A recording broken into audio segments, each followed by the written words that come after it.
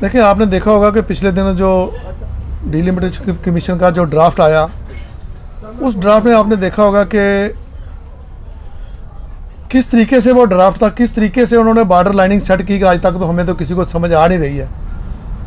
तो मैं तो ये कहूँगा कि एक बड़ी साजिश थी, और साजिश क्या थी कि पूरा बॉर्डर ही इन्होंने रिजर्व कर दिया, कठुआ से लेके मेंढर तक, और मेंढर के आगे पुंछ सुरनकोट वो भी इन्होंने कर दिया।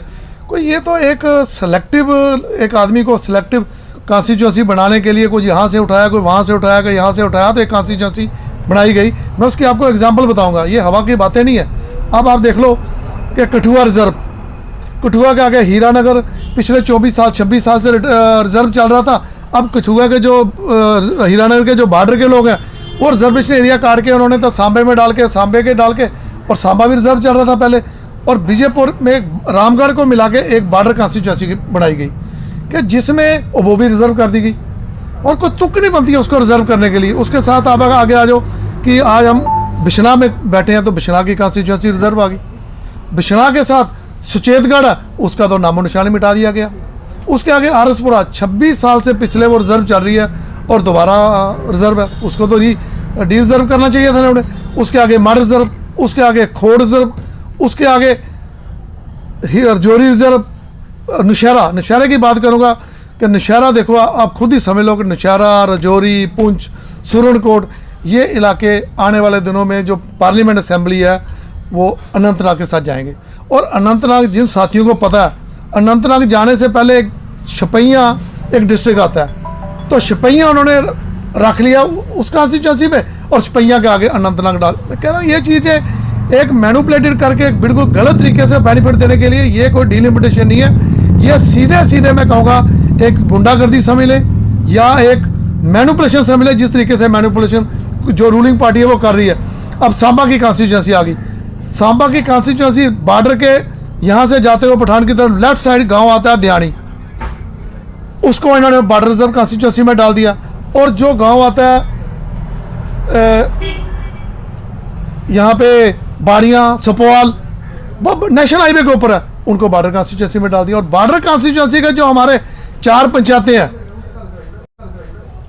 कंगवाला, रायपुरा, बैनगलाड़, वो इन्होंने डाल दिया सांबा मेन में, सांबा जो रिजर्व नहीं है। तो ये कोई, अब गांधीनगर की बात करें, गांधीनगर का कुछ एरिया इन्होंने कम्युनिटी को और अपने वोटों को बांट के ये किया गया। मैं आपके माध्यम से डिलिमिटेशन कमीशन और रूलिंग पार्टी को ये मैसेज देना चाहता हूँ कि ऐसा नहीं होता है कि अगर इन्होंने कोई डिलिमिटेशन करना है, इस तरीके से डिलिमिटेशन किया जाए ताकि किसी को भी ऑब्जेक्शन ना हो।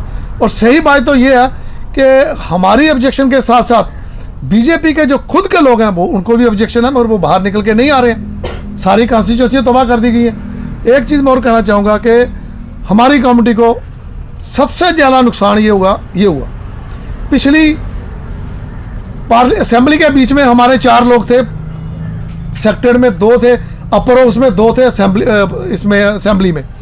अब आने वाले दिनों में हमारा कोई भी आदमी असेंबली में नहीं होगा, ना अपर हाउस में होगा।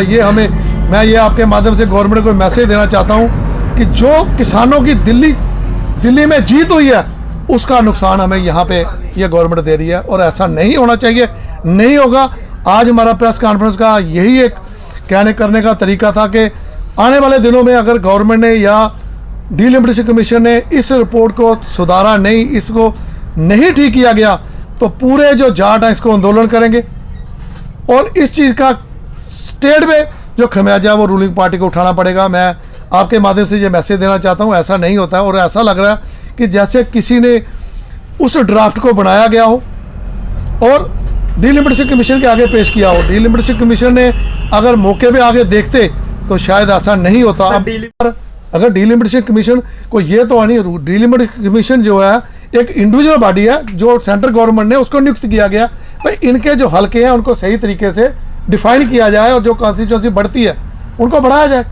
और ये कहीं ना कहीं उनके ही सहयोग से ये सब कुछ हो रहा है। यानी कि आपका कहने का ये मतलब है कि एक ही टेबल बैठकर जो है डिलिमिटेशन की रिपोर्ट तैयार की। बिल्कुल सही, बिल्कुल। आप मुझे बताएं, क्या आपको नहीं लगता कि इस तरीके से जो हुआ, अब आप मुझे मतलब बिशना आधा ब्रिजनगर बिशना में डाल दिया गया, आधा ब्रिजनगर के आगे, आधा सिंपल कैंप गांधीनगर में डाल दिया गया। मैं गलत तो नहीं कह रहा हूँ?